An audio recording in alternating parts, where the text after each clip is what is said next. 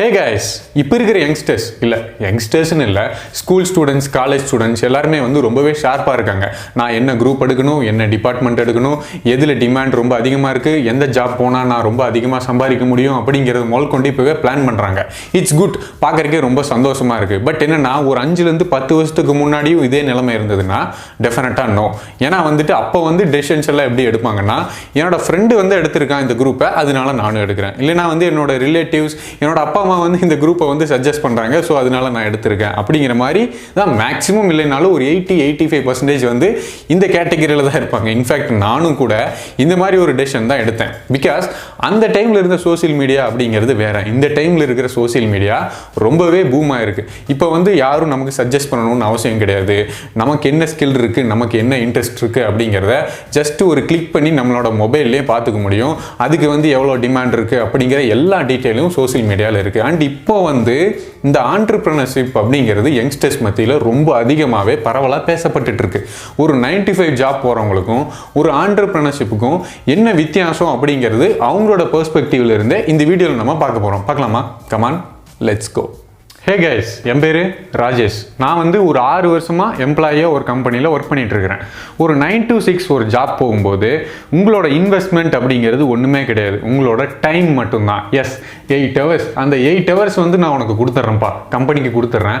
அந்த 8 hours வந்து உன்னால் என்ன எந்த அளவுக்கு யூட்டிலைஸ் பண்ண முடியுமோ அந்த அளவுக்கு யூட்டிலைஸ் பண்ணிக்கோ. ஆனால் எனக்கு மந்த் எண்டில் இந்த டேட்டில் ஆனால் எனக்கு ஒரு குறிப்பிட்ட அளவு சேலரி வந்துடணும் அப்படிங்கிற ஒரு கான்செப்டில் தான் நான் ஒர்க் பண்ணிட்டு இருக்கிறேன். ஹே கைஸ், என்னோட பேர் மாதேஷ். நான் வந்து ஒரு 5 இயர்ஸாக ஆண்டர்பிரனராக இருக்கேன். இந்த இடத்துல என்னோட இன்வெஸ்ட்மெண்ட் அப்படிங்கிறது டைம்லாம் கிடையாது. நான் வந்து டெய்லியும் 8 hours, 10 hours, 12 hours, ஏன் ஒரு நாளைக்கு 2 hours கூட நான் ஒர்க் பண்ணியிருக்கேன். ஏன்னா எனக்காக தான் நான் ஒர்க் பண்ணுறேன். நான் தான் என்னோட பாஸ். இந்த இடத்துல எனக்கு எந்த மார்ஜினுமே கிடையாது. இந்த இடத்துல முழுக்க முழுக்க என்னோட இன்வெஸ்ட்மெண்ட் அப்படிங்கிறது என்னோட ஸ்கில்ஸும் பிரைன் ஸ்டார்ம் ஐடியாஸும் மட்டும்தான். இந்த ஸ்கில்ஸை வச்சு, இந்த ஐடியாஸை வச்சு எப்படி நான் டெய்லியும் மணியை ஏர்ன் பண்ணுறேன் அப்படிங்கிறது தான் டெய்லியும் நான் ஃபேஸ் பண்ணக்கூடிய சேலஞ்ச். நான் வந்து இங்கே ஒரு சேஃப் ஜோனில் தான் இருக்கேன். ஏன்னா எனக்குன்னு ஒரு ஃபேமிலி இருக்குது. என்னை நம்பி 2 பேர் இருக்காங்க. எனக்கு வந்து மந்த் எண்ட் ஆனால் கான்ஸ்டண்ட்டாக இவ்வளோ அமௌண்ட் இருந்தால் மட்டும்தான் என்னால் இஎம்ஐக்கு, கரண்ட் பில்லுக்கு, மளிகை செலவுக்குன்னு எல்லா அமௌண்ட்டையும் பார்க்க முடியும். எல்லா செலவையும் என்னால் செலவு பண்ண முடியும். ஸோ ஒரு ஃபேமிலியை ரன் பண்ணுறதுக்கு கண்டிப்பாக எனக்கு கான்ஸ்டண்ட்டாக ஒரு சேலரி இருந்தாகணும். அதுக்காக தான் நான் ஒர்க் பண்ணுறேன். எக்ஸாக்ட்லி இந்த சேஃப் ஜோனுக்கு மட்டும் நம்ம போயிடவே கூடாது அப்படிங்கிறதுக்காக தான் நான் வந்து இந்த ஆண்டர்பிரனரையே சூஸ் பண்ணேன். எதுக்காகனா, பர்சனலாக நான் எப்படி ஃபீல் பண்ணுவேன்னா, இந்த சேஃப் ஜோனுக்குள்ளே போயிட்டா நம்ம வந்து ஒரு சோம்பேறித்தனமாக ஃபீல் பண்ணுவோம், ஒரு கம்ஃபர்ட் ஜோனுக்குள்ளே போன மாதிரி ஒரு ஃபீல் பண்ணுவோம். அப்படி போயிட்டோம் அப்படின்னா புதுசாக என்னால் எதையுமே எக்ஸ்ப்ளோர் பண்ண முடியாது. டெய்லியும் காலையில் ஆஃபீஸ் போகிறோம், வீட்டுக்கு வரோம், காலையில் எந்திரிக்கிறோம், ஆஃபீஸ் போகிறோம், வீட்டுக்கு வரோம். இதே தான் திரும்ப திரும்ப ரொட்டேட்டராக நம்மளோட லைஃப்பில் நடந்துக்கிட்டே இருக்கும்.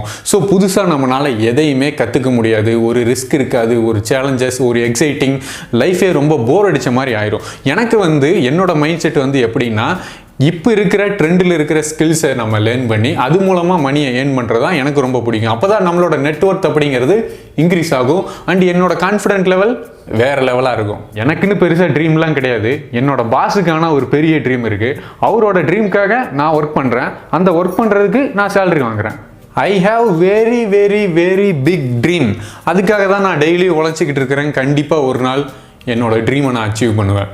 ஆமாம், நான் வந்து என்னோட பாஸை டிபெண்ட் பண்ணி தான் இருக்கேன். என்னோட பர்சனல் டெசிஷன் நான் என்ன எடுத்தாலும் அந்த டெசிஷன் வந்து என்னோட ஜாப்பை மைண்டில் வச்சுட்டு தான் நான் எடுப்பேன். ஒரு ஆண்டர்பிரனராக நீங்கள் இருக்கீங்கன்னா டெஃபினட்டாக உங்களால் இண்டிபெண்ட்டாகவும் இருக்க முடியும். கம்பெனியில் இருக்கிற எல்லா டெசிஷன்ஸையும் நான் எடுக்கணும் அப்படிங்கிறது அவசியம் கிடையாது. என்னோட டிபார்ட்மெண்ட்டோட டெசிஷன்ஸ் மட்டும் நான் எடுத்தால் போதும். எனக்கு கீழே ஒரு டிபார்ட்மெண்ட் சில பேர் ஒர்க் பண்ணுறாங்க, அவங்களுக்கு மட்டும்தான் நான் ரெஸ்பான்சிபிலிட்டி. ஸோ அவங்களோட டெசிஷன்ஸ் மட்டும் நான் எடுத்தால் போதும். உங்களோட பிஸ்னஸ் ரிலேட்டடாக நீங்கள் எந்த டெசிஷன் எடுத்தாலும் அதை நீங்கள் மட்டும்தான் எடுக்கணும் அப்படிங்கிற ஒரு சிச்சுவேஷன் கண்டிப்பாக இருக்கும். அந்த டெசிஷன்ஸ் மூலமாக உங்களுக்கு நல்லதும் நடக்கலாம், கெட்டதும் இருக்கலாம். அதோட ரிசல்ட் முழுக்க முழுக்க ஃபேஸ் பண்ண போகிறது நீங்கள் தான். அதாவது ஆண்டர்பிரனரான நம்ம தான் வந்து அதை ஃபேஸ் பண்ணி ஆகணும். ஸோ ஒரு டெசிஷன் நம்ம எடுக்கிறோம் அப்படின்னா அதை பற்றின கம்ப்ளீட் அனாலிசிஸ், கம்ப்ளீட் ஐடியா வந்து கண்டிப்பாக நமக்கு தெரிஞ்சிருக்கணும். ஸோ அந்த இடத்துல கண்டிப்பாக அதை வந்து நம்ம லேர்ன் பண்ணியே ஆகணும் அப்படிங்கிற ஒரு ஆப்பர்ச்சுனிட்டி நமக்கு கிடைக்குது. அது வந்து எனக்கு ரொம்ப பிடிச்சிருக்கு. It's very exciting.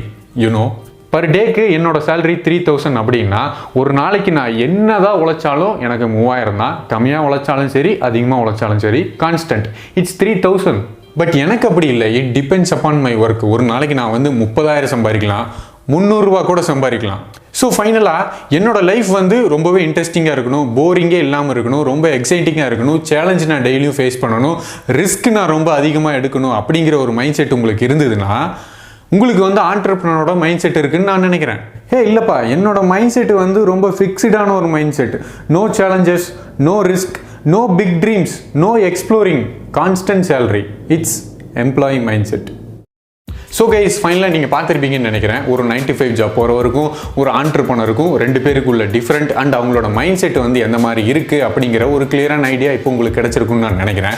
அண்ட் நீங்கள் வந்து ஒரு ஆண்டர்ப்ரனர் ஆகணுமா அல்லது ஒரு 9 to 5 ஜாப் போக ஆசைப்படுறீங்களா அப்படிங்கிறத மறக்காமல் கமெண்ட்டில் மென்ஷன் பண்ணுங்கள். அண்ட் இந்த வீடியோ உங்களுக்கு யூஸ்ஃபுல்லாக இருந்ததுன்னா மறக்காமல் லைக் பண்ணிடுங்க. அண்ட் இந்த வீடியோ யார் யாருக்கு தேவைப்படுது நீங்கள் நினைக்கிறீங்களோ மறக்காமல் அவங்களுக்கு இந்த வீடியோவை ஷேர் பண்ணுங்கள். அண்ட் இதை பற்றின உங்களோட கமெண்ட் என்னங்கிறது மறக்காமல் கமெண்ட்டில் மென்ஷன் பண்ணுங்கள். அண்ட் ஆல்சோ ஒன் நீங்கள் அடிக்கடி பார்க்கணும்னு நினச்சிங்கன்னா மறக்காமல் சப்ஸ்கிரைப் பண்ணணும். ஏன்னா நீங்கள் இல்லாமல் நான் இல்லை.